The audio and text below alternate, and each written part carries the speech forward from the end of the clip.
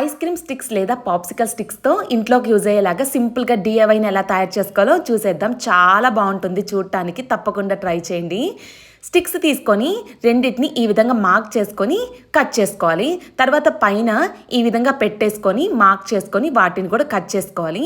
First time చేసేటప్పుడు అయితే first ఒకవైపు మార్క్ చేసుకొని కట్ చేసుకొని స్టిక్ చేసుకొని రెండో వైపు మార్క్ చేసుకొని స్టిక్ చేసుకుంటే సరిపోతుంది. ఈ విధంగా స్టిక్ చేసుకొని దీన్ని డ్రై అవ్వనివ్వాలి.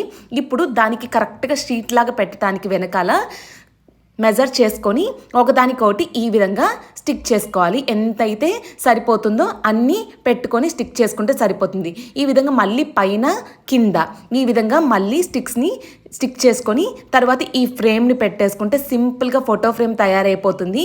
మనం ఇలాగ పెడితే పడిపోతుంది కాబట్టి స్టాండ్ లాగా ఈ విధంగా స్టిక్స్ని పెట్టేసుకుంటే పడిపోకుండా చూడటానికి చాలా నీట్గా ఉండే ఫోటో ఫ్రేమ్ తయారైపోతుంది. ఫొటోసే కాదు, ఏదైనా మంచిగా బర్త్డేస్ కానీ ఏదైనా అకేషన్ ఉన్నప్పుడు నోట్ రాయటానికి కూడా బాగుంటుంది.